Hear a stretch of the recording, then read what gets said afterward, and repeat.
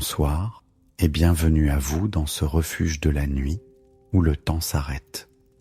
Je suis le marchand de sable et je vous attendais pour notre rendez-vous nocturne. Permettez-vous de déposer ici le poids de vos pensées. Vous êtes en sécurité, dans un espace où seule la douceur existe. Installez-vous confortablement. Respirez profondément et laissez-vous porter par cette histoire vraie qui vient de si loin. Portée par les vagues de l'océan. Il existe, sur la côte du Brésil, dans l'état de Rio de Janeiro, un petit village de pêcheurs dont le nom chante comme une promesse de soleil. Ilha Grande.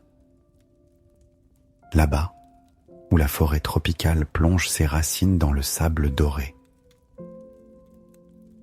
où les vagues de l'Atlantique viennent mourir en murmurant des secrets millénaires, vivait un homme au cœur aussi vaste que l'océan qu'il contemplait chaque jour. Il s'appelait João Pereira de Souza.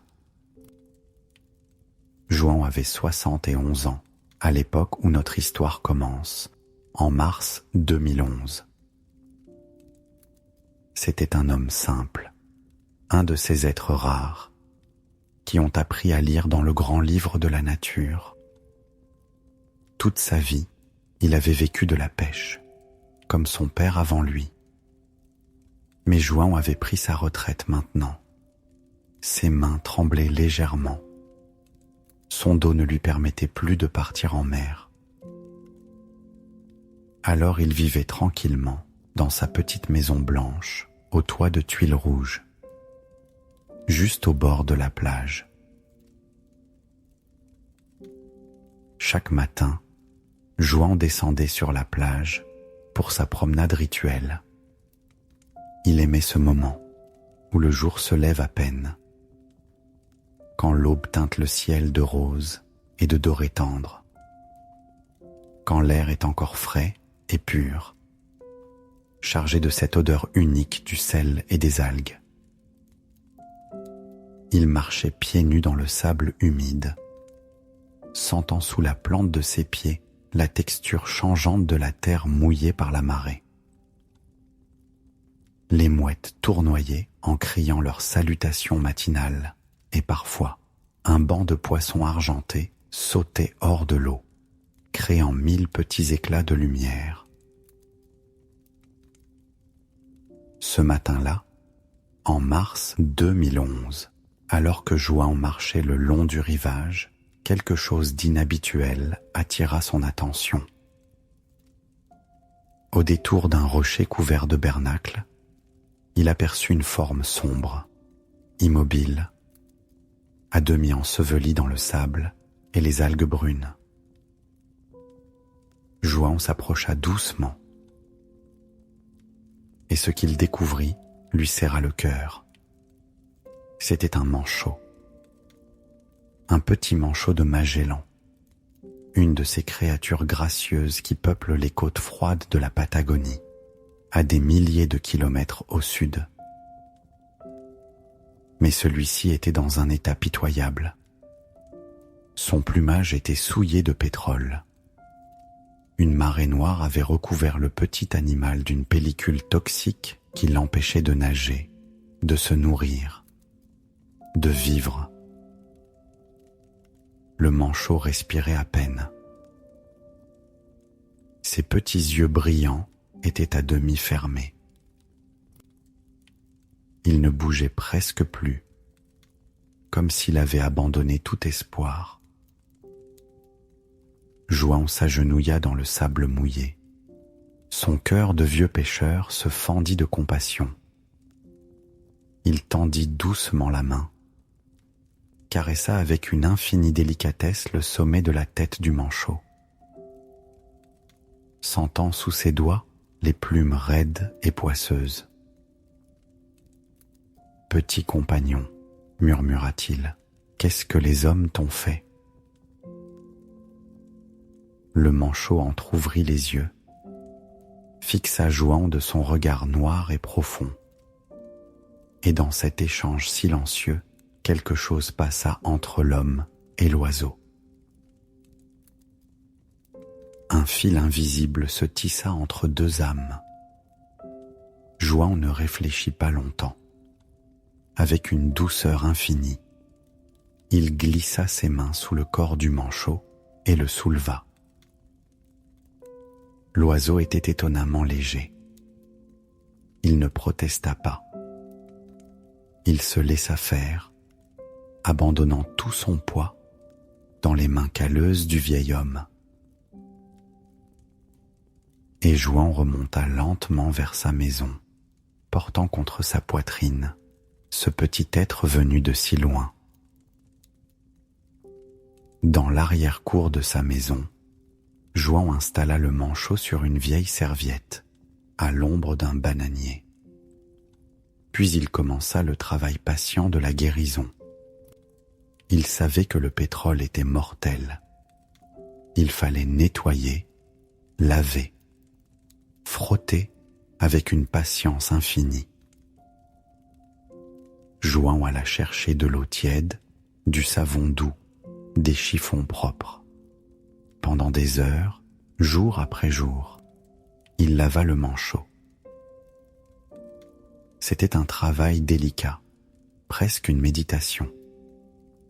Ses doigts couraient sur le petit corps, éliminant peu à peu le pétrole, révélant progressivement la beauté du plumage naturel. Le manchot se laissait faire, docile, comme s'il comprenait que cet homme lui sauvait la vie. Et Jouan lui parlait de cette voix douce que l'on prend pour rassurer les êtres fragiles. « Tu viens de loin, n'est-ce pas ? De la Patagonie, du bout du monde, là où le vent hurle et où les vagues sont hautes comme des montagnes. Au bout d'une semaine, le plumage était redevenu propre. Le noir luisait sous le soleil, le blanc éclatait de pureté. Mais le manchot était encore faible. Il fallait le nourrir. Jouan descendait chaque jour à la plage avec une petite épuisette, attraper des sardines fraîches. Il revenait et offrait les poissons au manchot, un par un, avec patience. Au début, l'oiseau ne voulait pas manger. Mais Jouan insistait doucement, murmurait des encouragements. Et peu à peu, le manchot se remit à manger. Et chaque sardine avalée était une petite victoire, un pas de plus vers la vie. Les jours passèrent ainsi. Jouan soignait le manchot le matin, lui donnait à manger à midi, changeait l'eau de la bassine l'après-midi. Et peu à peu, une transformation miraculeuse s'opérait. Le manchot reprenait des forces. Ses yeux brillaient à nouveau. Il se tenait droit, gonflait fièrement son poitrail blanc. Il se mit même à se promener dans l'arrière-cour, explorant ce territoire nouveau, et quelque chose d'extraordinaire se produisit. Le manchot et Jouan devinrent amis. Jouan décida de donner un nom au manchot. Il l'appela Dindim, un nom qui sonnait comme une petite musique. Le manchot semblait apprécier ce nom, tournait la tête quand Jouan l'appelait. L'amitié entre l'homme et l'oiseau grandit, prit racine dans le quotidien partagé. Chaque matin, quand Jouan sortait pour sa promenade sur la plage, Dindim l'accompagnait. Il se dandinait à côté de lui, ses petites pattes palmées, laissant des traces comiques dans le sable. Parfois, il courait devant, puis s'arrêtait et attendait que Jouan le rattrape. Les pêcheurs du village souriaient en voyant ce curieux duo. « Et João, tu t'es trouvé un nouveau compagnon. » Et João riait, heureux, fier de son ami Dindim. Ils passaient des heures ensemble sur la plage. João s'asseyait sur un rocher, contemplait l'océan, et Dindim restait à côté de lui, immobile lui aussi, regardant dans la même direction. On aurait dit qu'ils communiquaient en silence, qu'ils partageaient une même nostalgie pour cette immensité liquide. Parfois, Dindim se glissait dans l'eau pour nager. Quelle grâce, alors que sur terre il était gauche, dans l'eau, il devenait pure élégance. Il filait comme une flèche argentée, plongeait, ressortait, dans une danse aquatique d'une beauté à couper le souffle. Après sa nage, Dindim revenait vers João. Il sortait de l'eau en secouant ses plumes, marchait jusqu'au rocher et se blottissait contre sa jambe. João passait alors sa main sur le dos de l'oiseau, caressait doucement les plumes lisses, et Dindim fermait les yeux de contentement. Les semaines se transformèrent en mois. L'été brésilien battait son plein. Et Dindim était maintenant complètement rétabli. João savait que le moment approchait. Le moment où Dindim devrait partir. Les manchots de Magellan sont des oiseaux migrateurs. Chaque année, ils entreprennent une longue migration vers le nord. Puis, au printemps austral, ils refont le chemin inverse, retournent vers leur colonie, vers ces rivages venteux de Patagonie. Dindim devait retrouver son peuple, à près de 8000 kilomètres de là. Un matin de juin 2011, João sentit que le moment était venu. Dindim était agité, marchait de long en large, regardait constamment vers le sud, vers cet horizon où l'appelait un instinct millénaire. João s'assit sur le sable, près de Dindim. Son cœur était lourd. Il avait pris soin de cet oiseau pendant des mois. Ils étaient devenus amis, et maintenant il fallait se séparer.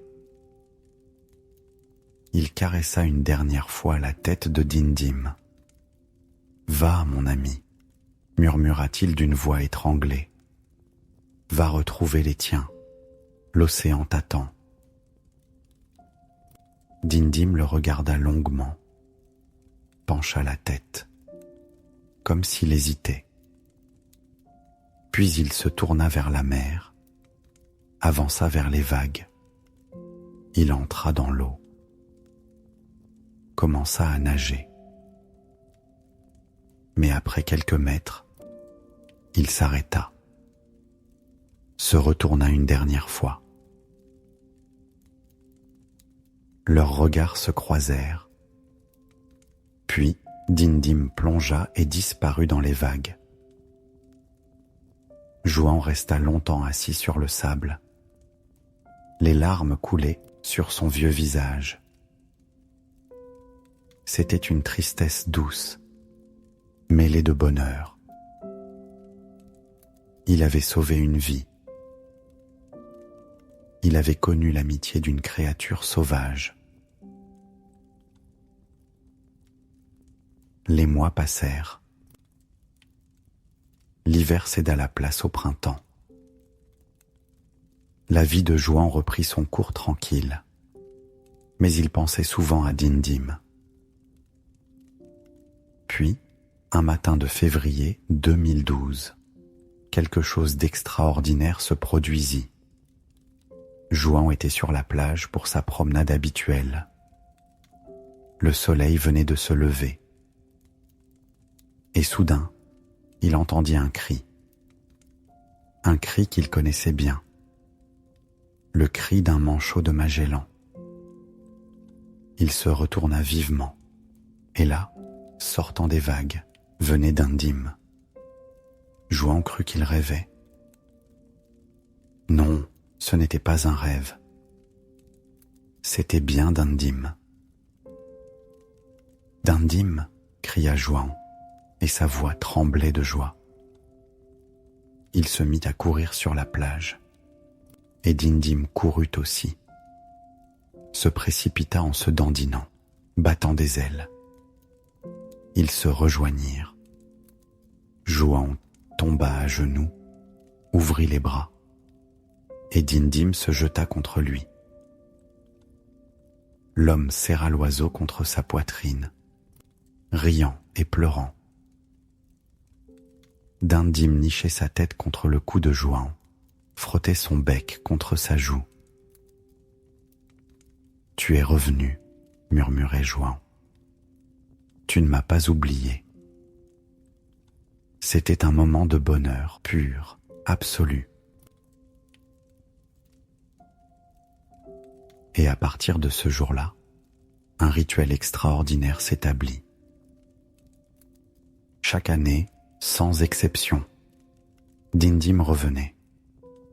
Il passait 8 mois avec Jouan, de février à octobre. 8 mois de vie commune, de promenades sur la plage, de moments de complicité silencieuse. Puis, quand arrivait le printemps austral, Dindim repartait. Il nageait vers le sud, parcourait près de 8000 kilomètres, retrouvait sa colonie en Patagonie.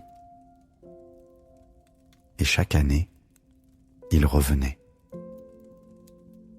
Toujours au même endroit, sur la même plage, retrouver son ami Jouan. Les scientifiques furent stupéfaits. Un biologiste marin, le professeur Krajewski, équipa Dindim d'une balise GPS. Et ce qu'il découvrit dépassa toutes les attentes. Dindim accomplissait un voyage personnel unique.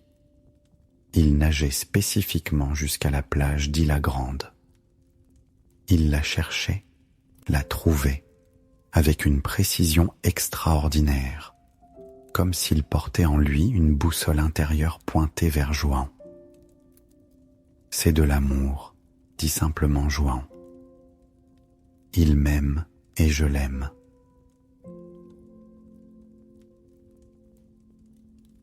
Les années s'écoulèrent, douces comme le sable fin. 2013, 2014, 2015.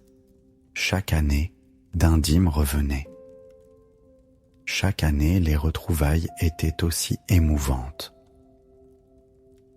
Jouan vieillissait. Ses cheveux devinrent blancs. Son dos se voûta davantage.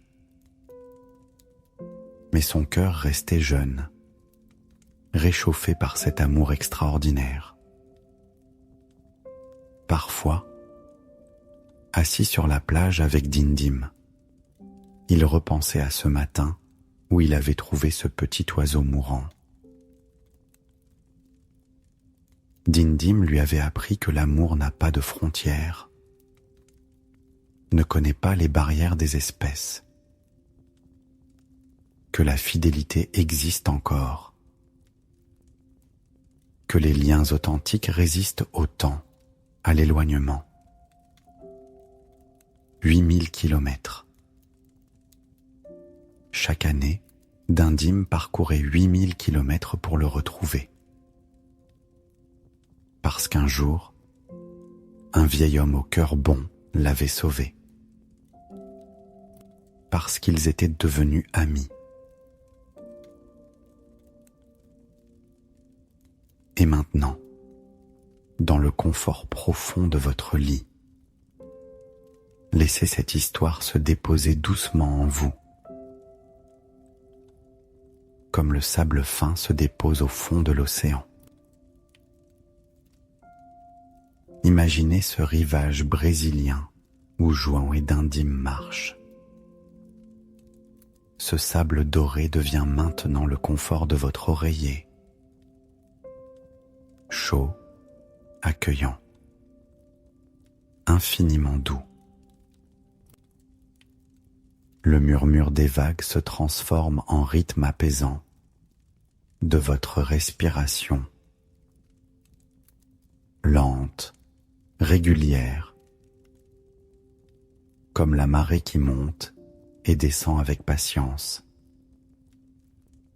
Cette lumière dorée du soleil couchant, elle se fait plus douce, plus tendre, enveloppant votre esprit d'une clarté qui s'estompe, vous guidant vers le rivage tranquille du sommeil.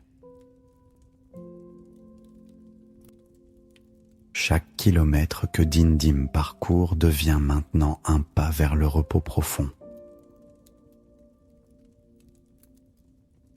vers ce territoire paisible où les rêves vous attendent.